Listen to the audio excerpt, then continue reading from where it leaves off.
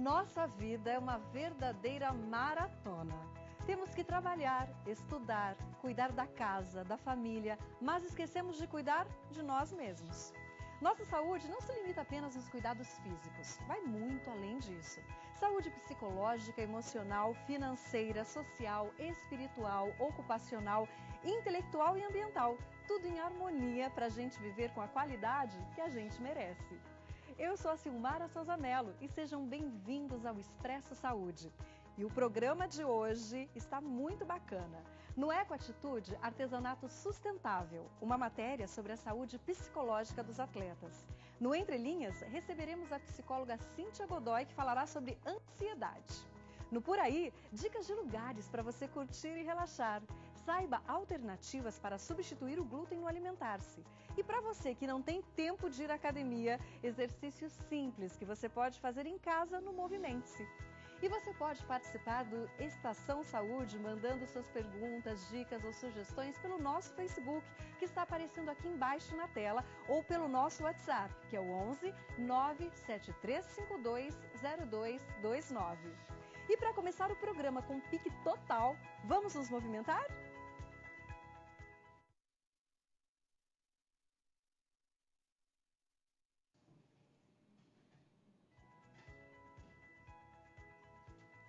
É importante praticar exercícios físicos, porém não é todo mundo que tem tempo de ir para a academia. No Movimente-se, você aprenderá a se exercitar sem sair de casa. Olha, gente, agora vamos conversar com o Felipe Martinato. Felipe, tudo bem? Boa noite, Silmara. Boa noite a todos. Eu sou profissional de educação física e hoje eu vou trazer alguns exercícios que são o agachamento com salto, o escala montanha e o polichinelo, que são exercícios super simples que pode ser realizado em qualquer local da casa. É com você, Silmara. Olha, gente, viu só? Que bacana. Felipe, eu tô curiosa para saber como vai ser essa série de exercícios, hein? E vocês aí de casa, não se esqueçam, já vão se preparando que o nosso personal voltará no terceiro bloco dando a dica de exercícios. Bom, falando em exercícios físicos, vamos saber como é a vida de um atleta profissional que coloca a vida esportiva em primeiro lugar. Confira mais essa matéria.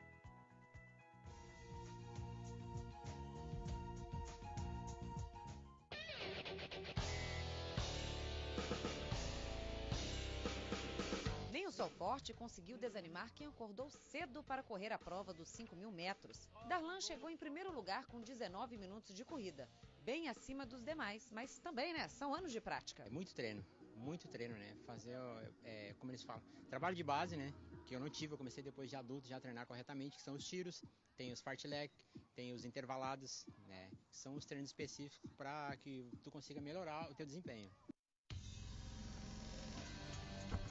Aqui tem lugar para todo mundo, professor, aluno, ex-aluno e praticantes dessa modalidade de outros lugares. O objetivo é mais que competir, colaborar. O clima da corrida, qualquer que seja ela, corrida rápida, corrida lenta, o mais importante é o clima dos amigos, é o clima da saúde, o clima social e ver que depois de 3 anos, menos 14 quilos faz uma diferença muito boa. As provas de pista foram divididas em 4 modalidades. Corridas de longa e curta duração, arremesso de peso e salto. Cerca de 64 pessoas se inscreveram. E com um detalhe, aqui tudo é novinho em folha. A pista é uma das atrações das Olimpíadas Universitárias desse ano. Segundo o Departamento de Educação Física, é a maior do estado, com durabilidade para 30 anos. A pista de atletismo da Universidade Federal do Maranhão ainda não foi oficialmente inaugurada, mas, pelo visto, nem precisa. As atividades não param por aqui, até porque esses estudantes estão se preparando para daqui a 2 meses, em outubro, quando vão ser realizados os Jogos Brasileiros Universitários. As atividades de atletismo encerram a edição 2014 das Olimpíadas na universidade. Esse ano foram contabilizados 730 alunos inscritos em 9 modalidades, representando os 42 cursos de graduação da UFMA.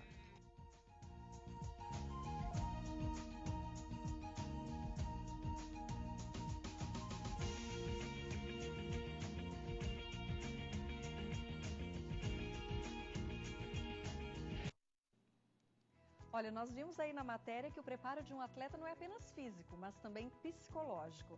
Hoje, no Entre Linhas, teremos como convidada a psicóloga Cíntia Godoy para conversar mais sobre esse assunto. Cíntia, muito obrigada pela sua presença. Eu que agradeço. Que bom ter você aqui com a gente. Fala pra gente, o que desencadeia uma crise de ansiedade? Hoje em dia são vários fatores, né? Principalmente a causa ligada à preocupação excessiva. Então, um dos fatores também é a questão financeira. Às vezes a pessoa não consegue administrar a questão financeira e isso vai causando uma ansiedade. Ela não consegue relaxar, não consegue dormir direito e vai virando uma bola de neve. Outros sintomas relacionados à ansiedade também é provocado por uma questão afetiva, né? Então, muitas pessoas às vezes não conseguem lidar com a questão afetiva e isso vai virando uma bola de neve. A ansiedade, ela pode, então, causar outros transtornos, além da ansiedade em si. Isso. A ansiedade, ela é o primeiro gatilho para outras comorbidades. Qual que é o problema? Às vezes nós não percebemos o que nosso corpo está direcionando, da forma como ele está comunicando. Certo. Então, por exemplo, se eu tenho pensamentos negativos sobre determinadas situações que eu não posso controlar, e isso vai gerando um sentimento, um nível de estresse muito grande e vai desencadeando outras coisas. Então, por exemplo, um dos transtornos que vem através da ansiedade chama TAG, que é transtorno de ansiedade generalizada. Ela é um pouquinho mais grave que a ansiedade específica, né? A ansiedade tranquila. Outras comorbidades também pode ser o síndrome do pânico, né? Bem porque ele tem conhecida. reações físicas ou a depressão em si, propriamente dita, né? Então, o que acontece? Pode ser gatilhos que direcionem para outros transtornos específicos. E além desse fator psicológico, existem também sintomas que chegam a ser físicos. Sim, exatamente. A pessoa que percebe a ansiedade como um sintoma físico, ela começa a ter palpitação, ela tem tremores, às vezes ela começa a ficar com o rosto afogueado, que é aquele vermelhidão, né? Principalmente quando ela precisa se expor. Então, às vezes, apresentar um trabalho na faculdade, ou até mesmo numa situação que apresenta algum perigo para ela iminente, ela vai começar a ter uma reação física. Certo. Né? E isso também está ligado com os pensamentos. Então, a linha da psicologia que eu costumo trabalhar, que é a cognitiva comportamental, ela trabalha a forma como pensamos, sentimos, nos comportamos. Cíntia, eu quero falar sobre tratamento para ansiedade, mas daqui a pouquinho, depois do nosso intervalo. Olha, a Cíntia tem muita coisa para a gente conversar ainda e esse assunto rende, hein? Como? Trabalha bastante. Tá bom, depois do intervalo.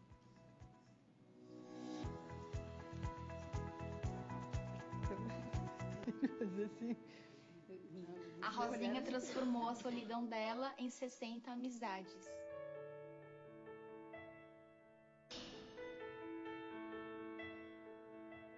Não é qualquer pessoa que está preparada para ser voluntária para trabalhar com um idoso.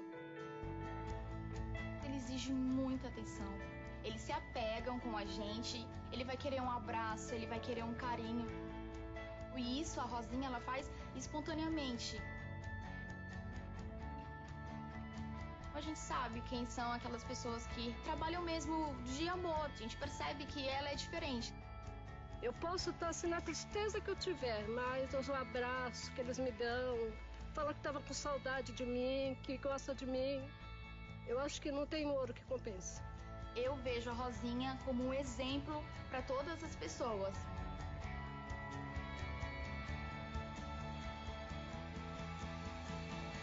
Por isso que ela é a minha indicada. Agora imagina a Rosinha conduzindo a Tocha Olímpica Rio 2016. Já parou para pensar no tamanho da festa que a gente vai fazer aqui?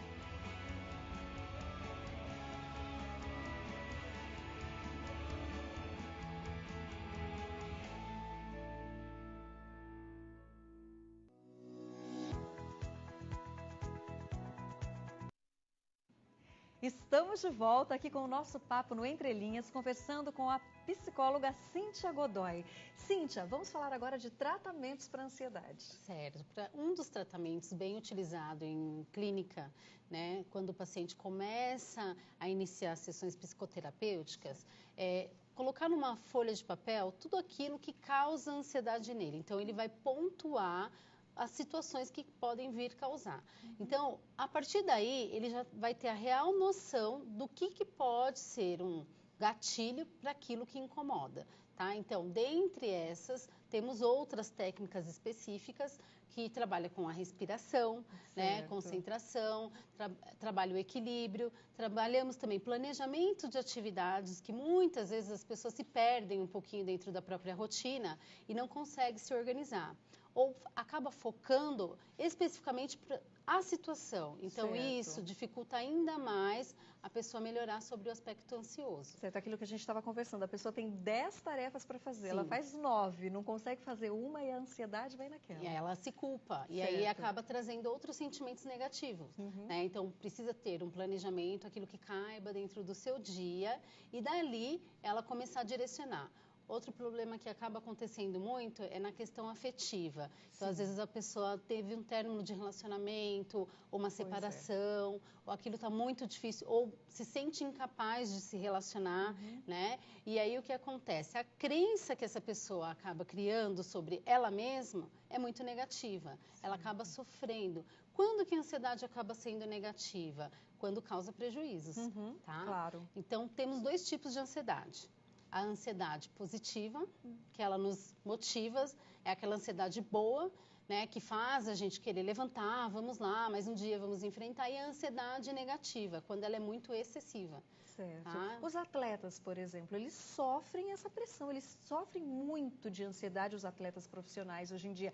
Existe algum exercício? Quer dizer, eu estou falando dos atletas, mas eu acho que as pessoas, de um modo geral, acabam sofrendo. Existe algum tipo de exercício que a gente pode fazer? Sentiu que está lá naquela angústia, sentiu que a ansiedade vai dominar você? Tem alguma coisa que a gente pode fazer assim? Sim, tem um exercício muito utilizado, tanto em terapia quanto fora da terapia, que é a respiração diafragmática. Certo. Tá? Essa respiração, ela traz um estado de relaxamento corporal e instantaneamente aquela ansiedade, ela é diminuída por conta da frequência cardíaca, corrente sanguínea, ela vai entrando no estado condicionado. Então, isso é um treino de habilidade. Então, para atletas, no caso, ele faz minutos antes de começar o procedimento, a competição, aquilo que ele precisa fazer. Então, ele vai respirar e soltar. Só que não é essa respiração que nós estamos acostumados a fazer, que é uma respiração curtinha. Certo, é essa daqui de cima, né? Isso, é uma respiração pelo diafragma. Isso traz uma sensação de bem-estar. Que é aquela respiração que a gente fala para barriguinha, barriga. Barriguinha para frente. Tá certo. Então, Cíntia, olha, muito obrigada. Quero agradecer muito você ter vindo aqui no nosso programa. Eu que agradeço. Olha, foi muito esclarecedor. Espero que tenha ajudado. Com certeza ajudou muita gente, viu? E volte sempre para a gente bater esse papo gostoso. Adorei estar aqui com vocês. Eu que agradeço. Olha, para os ansiosos, uma boa forma de diminuir a tensão é praticando artesanato. Ai, que delícia. E você sabia que pode fazer isso e ainda ajudar o planeta? Pois é, no Ecoatitude mostramos que é possível ser sustentável reutilizando materiais do dia a dia.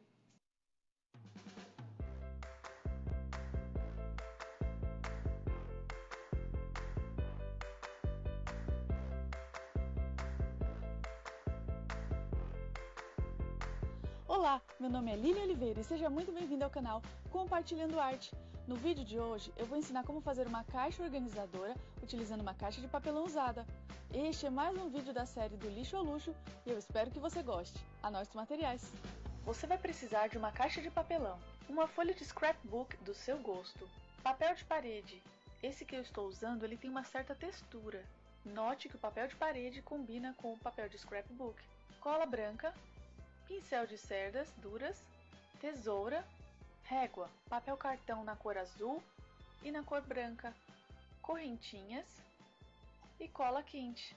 Com a tesoura, recorte a tampa da caixa e retire qualquer objeto que esteja colado na caixa, como adesivos. Recorte o papel de scrapbook no tamanho que você deseja. Escolhi deixar o papel de scrapbook no meio da caixa, então recortei o papel de parede nas medidas de 5 cm de largura e o outro de 8 cm de largura. Esse de 8 cm de largura vai ficar na parte de cima, para fazer o acabamento por dentro da caixa.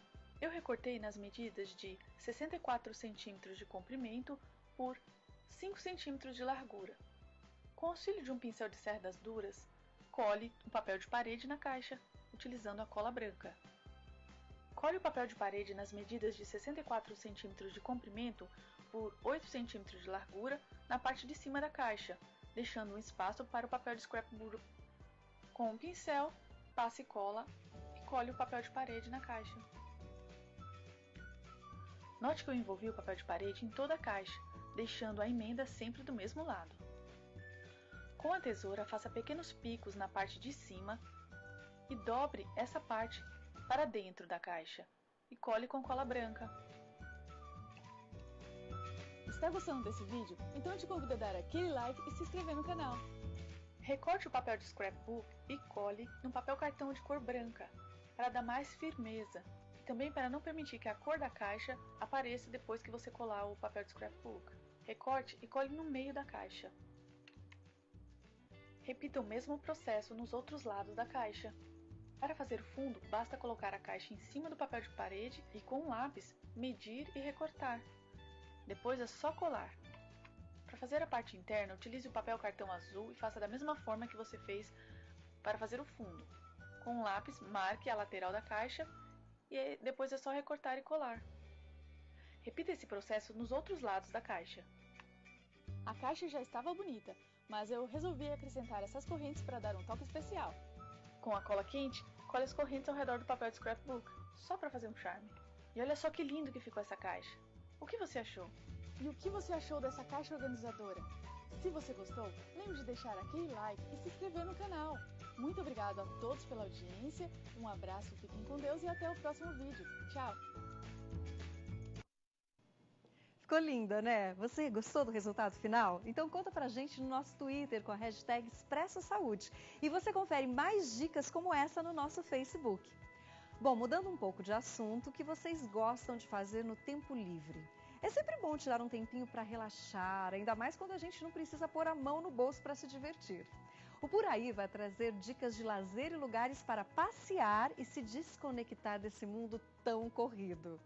Se você é um bom apreciador de música, vai gostar da primeira dica de hoje. O projeto Música em Vão mostrará a artista da cena independente de São Paulo no ponto mais tradicional da cidade, a Avenida Paulista. As apresentações acontecerão no Vão do MASP, o Museu de Arte de São Paulo, e os shows são sempre na última quinta-feira do mês. Já passaram pelo projeto artistas como Marcelo D2 e Emicida. Vale a pena conferir. São Paulo é uma verdadeira selva de pedra, mas dá para se manter em contato com a natureza mesmo na cidade grande. O Trilhas de São Paulo é uma ação da Secretaria do Meio Ambiente do Estado e conta com 40 trilhas que percorrem 19 unidades de conservação em São Paulo. Além disso, passam por 23 cidades diferentes. Para mais informações no site trilhasdesaopaulo.sp.gov.br. Essas foram as dicas do Por Aí para você. Aproveite bastante. E se você for em algum desses lugares, posta a foto lá no nosso Facebook com a hashtag Por Aí para a gente ficar de olho. O Expresso Saúde vai para um rápido intervalo e aproveite aí para afastar o sofá, que no próximo bloco o Rafael estará de volta para ensinar a série de exercícios físicos que vocês poderão fazer em casa. Então, não saia daí.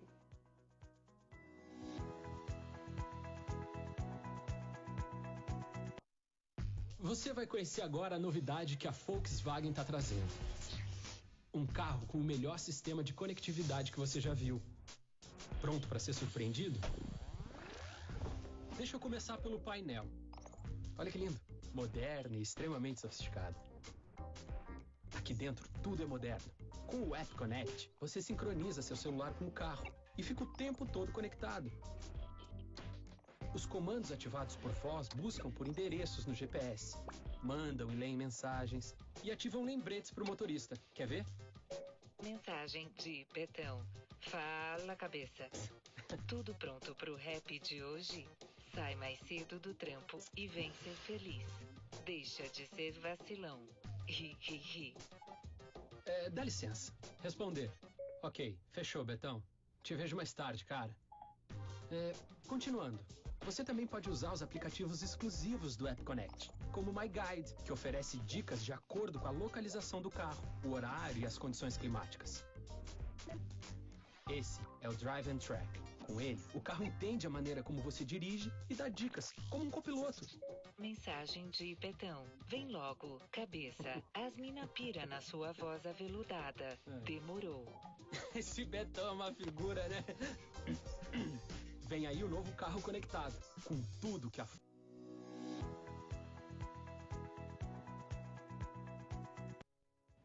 E o Expresso Saúde está de volta. E agora vamos direto com o Felipe. E aí, Felipe, tudo preparado? Tudo preparado, Silmara. Então, pessoal de casa, vou iniciar agora falando e demonstrando os exercícios que eu falei anteriormente. Iniciando com o agachamento com salto, em que você mantém os pés na linha dos ombros, realiza uma flexão até um ângulo de 90 graus. Lembre que não pode passar o joelho da linha do pé. Após isso, estende completo e ao final da extensão, realize um salto, fazendo esse movimento. O segundo exercício é o stiff unipodal. O stiff unipodal é um exercício que trabalha o equilíbrio e os grupos do posterior da coxa. Para realizar esse exercício, você tem que manter as duas pernas estendidas. Enquanto uma inclina para trás, você mantém a visão em um ponto fixo e vai descendo até o seu máximo de amplitude. E para finalizar, uma variação do polichinelo. Não é a clássica que todo mundo conhece.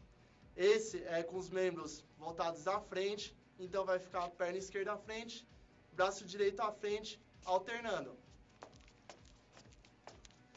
Que é um exercício que trabalha a parte cardíaca. Esses 3 exercícios são super simples, pode ser realizado em qualquer lugar da casa. E agora é só praticar e é com vocês. Boa noite ao pessoal de casa, boa noite, Silmara. É isso aí, Felipe. Olha, muito obrigada pela sua participação. Adorei. Só não fiz aqui porque esse salto me impediu, mas bacana, viu? Bom saber que dá pra gente se exercitar em casa sim. Você sabia que 1 milhão de brasileiros têm intolerância a glúten? Pode parecer que não, mas atinge mais pessoas do que parece. No Alimentar-se de hoje você confere mais sobre o assunto. Olha, agora nós temos aqui a Luísa Morim, que vai comentar mais sobre a intolerância ao glúten. Tudo bem com você, Luísa? Tudo bem. Que bom receber você aqui. Prazer e olha, é meu. esse é um assunto que nós ouvimos falar diariamente, né? Esse problema do glúten. Eu queria que você falasse pra gente o que é o glúten, como que ele age no organismo? Então, o glúten é uma proteína que a gente encontra em alguns cereais, né? Por exemplo, o trigo, que é o mais famoso de todos, a aveia, o centeio, o malte, a cevada. O problema é que está na moda tirar o glúten da dieta. Exatamente. E muitas pessoas pensam assim, puxa, o glúten é no trigo, então corta pão, corta vários tipos de alimentos, mas bebe cerveja. Sim. Então é bom saber identificar quais são os alimentos que contêm o glúten, né? Exatamente. Certo. Existem doenças associadas ao consumo do glúten? Sim. Existe a doença celíaca, que é uma alergia ao glúten, e é uma doença que quem nasce com isso pode manifestar ou não. Certo. Ela é genética e você precisa estar predisposto a desenvolver essa alergia ao longo da vida. Então, ela pode ter em vários graus e o tratamento consiste em excluir 100% o glúten da dieta. 100%. E quais são os sintomas dessa doença? Então, depende do grau da alergia, mas em geral são gases, distensão abdominal, e é isso também que confunde um pouco a cabeça das pessoas. Sim. Porque se distende o abdômen, todo mundo associa a engorda, então eu vou retirar completamente o glúten da dieta. Mas também pode dar diarreia, essa diarreia pode ser severa, e aí a gente pode ter algumas carências nutricionais, alguns problemas neurológicos. Então, crianças que têm alergia ao glúten, elas podem ter diarreia e aí prejudicar o desenvolvimento dessa criança. Pode ter manchas na pele. Então, os sintomas são diversos. Certo. As pessoas têm muitas dúvidas. Por exemplo, é possível uma dieta totalmente sem glúten? Sim, e não é uma coisa absurda. Existem vários alimentos que são acessíveis hoje em dia ainda mais, e então fica completamente possível e acessível tirar o glúten da dieta. Certo, tá certo, gente.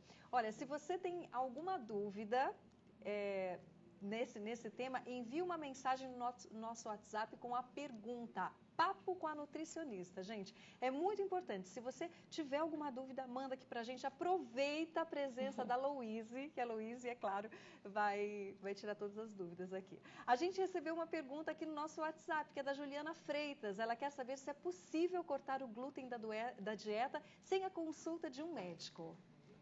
Então, na verdade, a dieta é completamente com o nutricionista. O médico vai fazer o diagnóstico, vai falar sobre essa alergia, mas o nutricionista que exclui completamente o glúten da dieta. Algumas pessoas, que é o que é perigoso, tiram o glúten da dieta sem ser alérgico.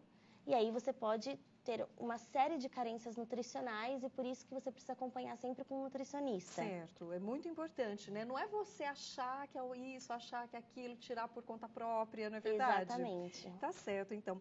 E quais são os prós e os contras de uma dieta sem glúten? Para uma pessoa que tem doença celíaca, que ela é alérgica ao glúten, a dieta vai ser ótima e vai fazer com que ela tenha uma vida normal. Então, ela vai comer alimentos completamente acessíveis, que as pessoas nem imaginam que não contenham glúten, e não vai ter nenhum sintoma, não vai ter diarreia, não vai ter distensão abdominal, não vai ter dor de cabeça, não vai ter carência nutricional, não vai ter nenhum problema. Para quem não tem nenhuma alergia ao glúten, não é doente celíaco e corta o glúten da dieta, alguns estudos apontam que a gente diminui a ingestão de polissacarídeos, que são carboidratos que estão presentes nesses alimentos que são fonte de glúten. E o problema é que a gente acaba não alimentando a nossa flora intestinal benéfica. Então, a gente pode ter problemas intestinais também. Então, você acaba tendo o mesmo problema. Então, o ideal é que se você não tem alergia ao glúten, não precisa retirar ele completamente da dieta. Tá certo. Seguinte, o quadro alimentar-se, eu quero que você dê uma olhadinha, que é a partir de agora.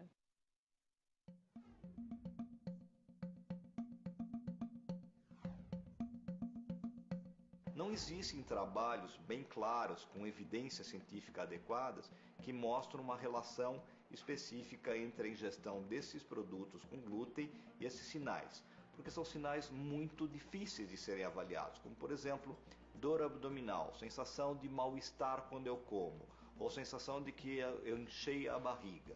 São sintomas que podem ser de qualquer tipo de patologia gastrointestinal, desde uma pessoa que tem uma predileção para ter sintomas na área gastrointestinal, por exemplo, aquelas pessoas que têm maior ansiedade, que têm uma maior dificuldade de se defrontar a um estresse e com isso eles respondem na área gastrointestinal, fazendo náuseas, fazendo vômitos ou fazendo simplesmente cólicas, que é super frequente na infância, mas que alguns levam até a vida adulta, até pessoas que têm, por exemplo, uma relação de que simplesmente se sentem mal quando comem algum tipo de alimento. E se eu fizer uma dieta de exclusão de um grupo muito grande de alimentos, eles vão se sentir bem porque foi excluído esse tipo de alimento.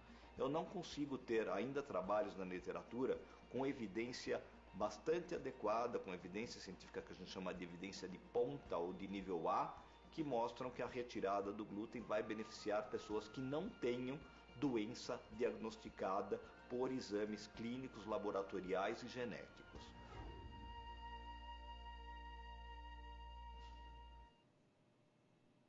E agora nós vamos mostrar para vocês algumas alternativas de alimentos sem glúten para ter uma alimentação regrada sem abrir mão do sabor. Luiz, é o seguinte, nós temos aqui o milho, a farinha de arroz, nem sabia que dava para fazer farinha de arroz, e também a quinoa. Eles são ótimas opções. Sim. O milho, ele é fonte de fibras, tem um pouquinho de proteína, ele é fonte de vários minerais e uma alternativa muito legal é o pão de milho, que ele vai ter um índice glicêmico mais baixo e ele é uma alternativa ao pão francês que todo mundo gosta de comer todos os dias. E a farinha de arroz também super acessível. E a farinha de arroz é muito legal porque ele dá estrutura para os alimentos, então ela é uma ótima alternativa à farinha de trigo para fazer algumas receitas. E a quinoa? E a quinoa é um alimento super completo, tem ômega 3, ômega 6, tem ferro.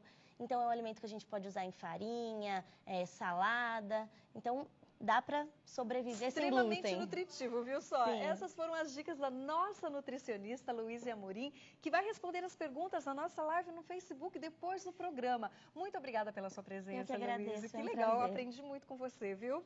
Olha, esse foi o primeiro Expresso Saúde. Eu espero que vocês tenham gostado. De segunda a sexta, eu estarei com vocês falando de dicas para você aproveitar bem a vida em todas as áreas.